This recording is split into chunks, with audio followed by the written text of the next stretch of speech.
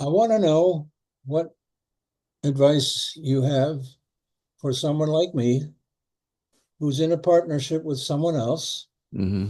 And I want to know how my experience with you on the road to freedom Hmm. can help me enhance my relationship with my significantly other person. 100%. Of course it can. I think we spoke a little bit about this last time when we met. Well, Of it's course, still on my mind. that's no, it's a very important question. Why would it enhance your relationship? Let's look into it a little bit.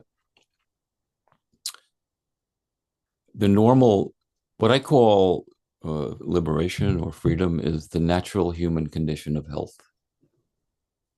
The normal human condition is one of a clenched fist of me personality, my needs, my opinions, my beliefs, my need to be right, my need to control it to more or less of a degree. Let's face it, that's the normal human condition. And so, because of that, there's actually something between you and your partner. In truth, there's nothing between you and your partner because you and your partner are pure being knowing, both of you. You're both the same, pure being knowing. If you recognize pure being knowing as your source, you also know that's true for everyone else. So your partner is also pure being knowing, but we don't usually connect there. We usually try to connect in this fist of holding on to my egoic movements, and that becomes a barrier between the two people and a need to be right or a need to control, a need to have my way, all of these things. And so then couples go to therapy to try to figure out, who's right and who's wrong and what to do. And, fine, that's okay. But there's another way. The other way is what Douglas Harding says. Can't you see I'm just space for you to be? I want you to hear this, Werner. Werner, can't you see I'm just space for you to be? And that's not what we usually say to each other. What we usually say is, can't you see I'm a psychological mess for you to deal with? Can't Okay. you see I'm a bundle of opinions that you have to agree with? Can't you see that I'm a control freak that has to control you? Can't you see that? And why don't you abide by how I am and give me what I need? That's what we usually say to more or less extent.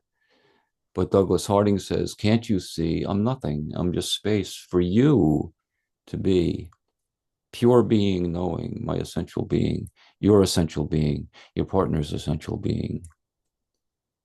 So obviously, when this is known clearly, you have a much healthier relationship. Helpful. Thank you. You're welcome. But I just want to, a caveat is that, of course, I don't claim you're never going to have an argument or never a disagreement. We're human.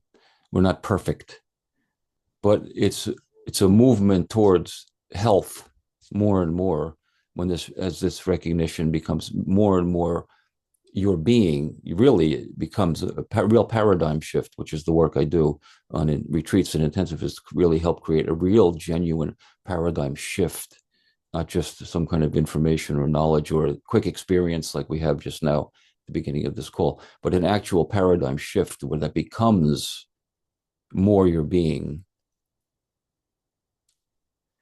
And then the more you live that, and especially in a relationship, a close personal relationship is a beautiful testing ground and learning ground as well. And it's an amazing sadhana, if you want to use, sadhana means practice, and an incredible mirror.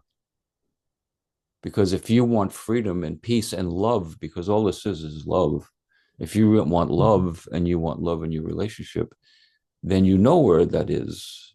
It's the end of that egoic movement of control and being right in opinions. That's not love. That's dissonance. So if you want love and peace in a relationship, you will see when those movements come. And without doing anything, without getting any therapy or anything like that, you know, because you also know where real love is.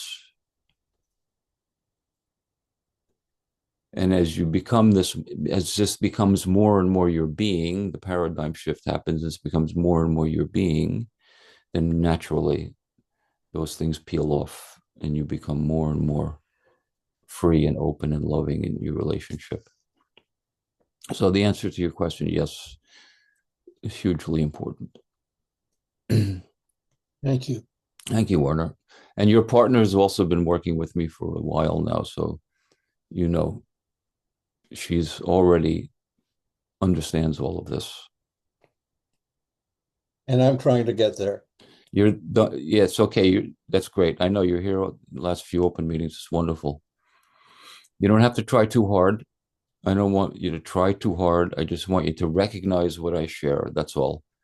Because it's in the recognition itself, then you get to see what's called the word viveka in the Indian teachings. It means discrimination between what's true and what's false.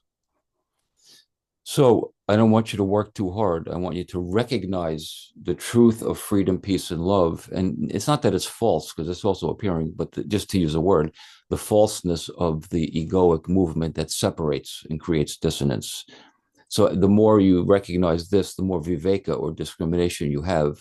So you can see clearly the difference when one is appearing as it is and the other one is rising.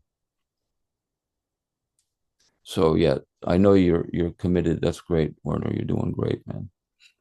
Thank you. Thank you.